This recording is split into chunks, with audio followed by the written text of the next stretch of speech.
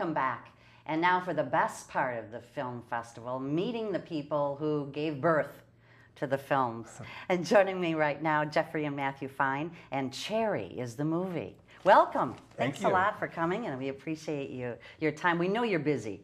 You know, you've got the film, you've got the Q&A, you have to get to know Traverse City. And movies to watch. Oh, tons of movies. But let's talk about your movie specifically for those people who have no idea. And of course, you know that Traverse City is the national cherry capital of the world, right? Well, absolutely. I mean, we think that maybe there was a mistake and they thought that our film had the Cherry Festival theme. Exactly. So we're just going with it. All right. Tell me about We'll let them find out when they get in the movie. All right. So should I say that it's about the Cherry Festival? Oh, you can say whatever you want. So the story? Yep. So it's a story about a college freshman. It's loosely based on someone's experience here. I won't say who. Oh, okay. And he's come to become an engineer, but he really loves to, he's an illustrator, loves to draw. He sneaks off to an art class where he meets an older woman who's in a resumed education program. And he thinks that she's going to teach him a little bit about life. And he gets back to her place and finds out that she has a teenage daughter. And so hilarity ensues. Okay. Well, so it's roughly based on someone's life? There are some elements of the story that are semi-autobiographical. Okay. So when we say it's your baby, then it came from you. You decided, I've got to make this particular movie. That's true. Okay. That's true. All right.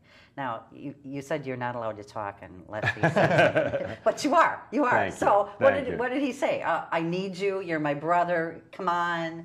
Let's do this. You know, for me, I knew that Jeff had this great idea and that to get it done was going to take, you know, it's really pushing a ball up a hill, and that's one of my skills. And so I was able to, you know, really provide the support that he needed as a producer to make sure that we were actually able to get this thing done. And that's what led us up here to Michigan because of the film incentive. Right. That was a very, very important part of us being able to create the film that we wanted to have, because we were able to put a couple more dollars on the screen because the state of Michigan was kind enough to help us, because I think it's a win-win, or we certainly hope so. Yeah. And so I was able to come in and just really provide the support to let Jeff be the artist. Mm-hmm. And of course, you have to have somebody that's the artist, somebody that handles the business side. Absolutely. And every single filmmaker who has sat in this position said, and you got to really know you're not going to make any money. Right. That's true. That's true. And when he was raising the money, of course, he told all the investors that, right?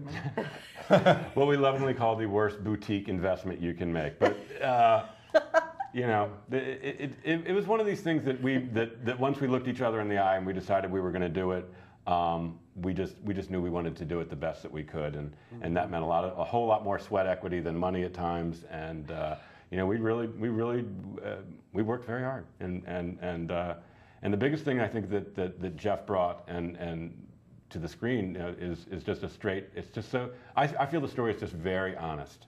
You know, it doesn't pull any punches, and it really is about people, and I think that's why the audiences seem to really enjoy it. Mm-hmm. And I've heard people laughing. Yeah, I mean, how does that feel as an artist when you think, oh my God, they got it? Oh, it's the greatest feeling ever. You know, it's funny because you make the film in a void. I mean, there's no audience when you're shooting it, except for the crew occasionally. You know, you get a little snicker here or there, and then of course that's recorded and you have to do another take. Got it.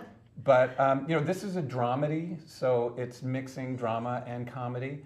And so I think when you're in the editing room, you end up sort of focusing on story elements, and you kind of forget whether stuff is funny or not, and you find out finally when you have an audience, and you know, you shoot the thing and then you probably don't screen it for an audience for 6 months or a year. You know, you'll have little sessions with you know, we'll bring a rough cut out and show it to 20 or 30 people. Sure. But to be in a room with several hundred people with a finished film, where you know everything, the sound is right, and suddenly to hear people laughing and enjoying it, it's an amazing experience. It's great.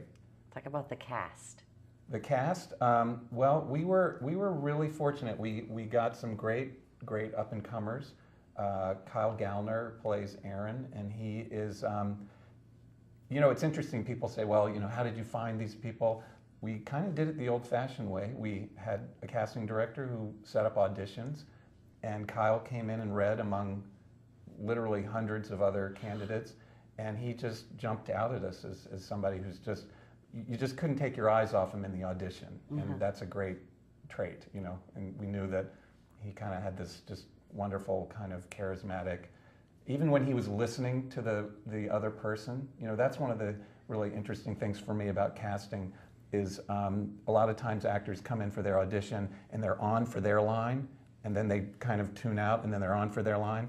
And Kyle, I mean, even when he was listening, there was just something going on. You could see thoughts and decisions, and you knew you were in for something special. It's kind of like dating.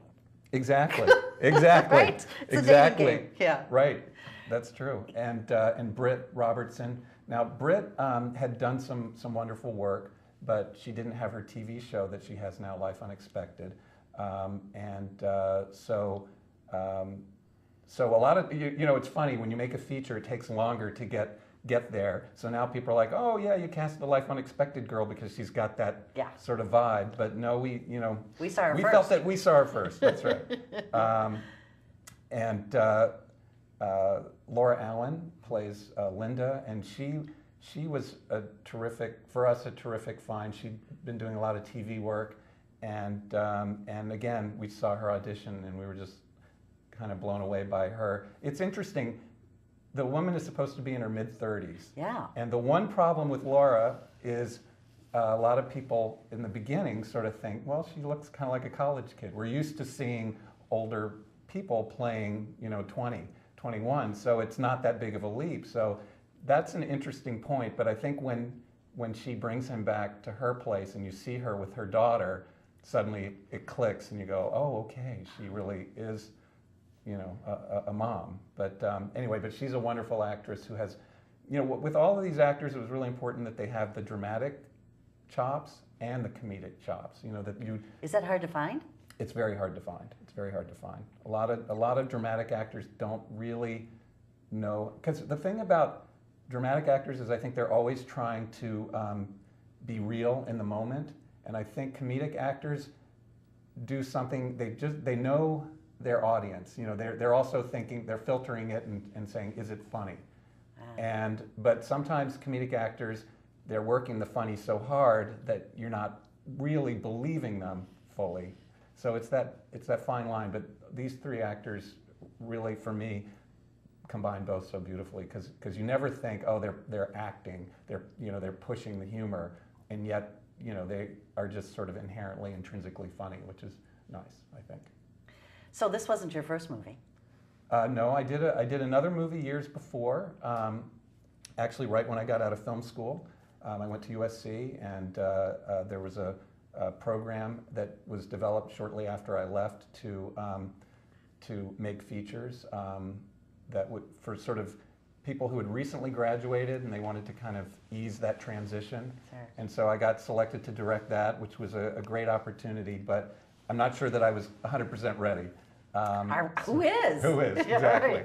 Right. So it's interesting, I then went off and did a lot of documentary work and a lot of other kinds of filmmaking, and kind of came to this with a little more experience under my belt, and I think ready for the fast pace of an indie set. You know, you gotta move quickly. And as working with brothers, I mean, I have 4 sisters, and my husband calls us a cult, by the way. but you were tight anyway. But was it a strain at all at any time, working with family? It was really actually an incredibly wonderful experience. I mean, it was, you know, we spent a lot of time early on driving around, looking at locations, and you know, so we'd spend all day looking at locations, and then we'd stay up at night looking at screeners. I mean, looking at audition tapes, and we really, I mean, we were working, you know, I hate to throw out the number of hours because I don't think anyone would believe us, but, you know, we didn't sleep much, and we worked a whole lot. And then when we finally went to make the movie into production, we ended up living in a dormitory at Western Michigan University. Great mattresses, right?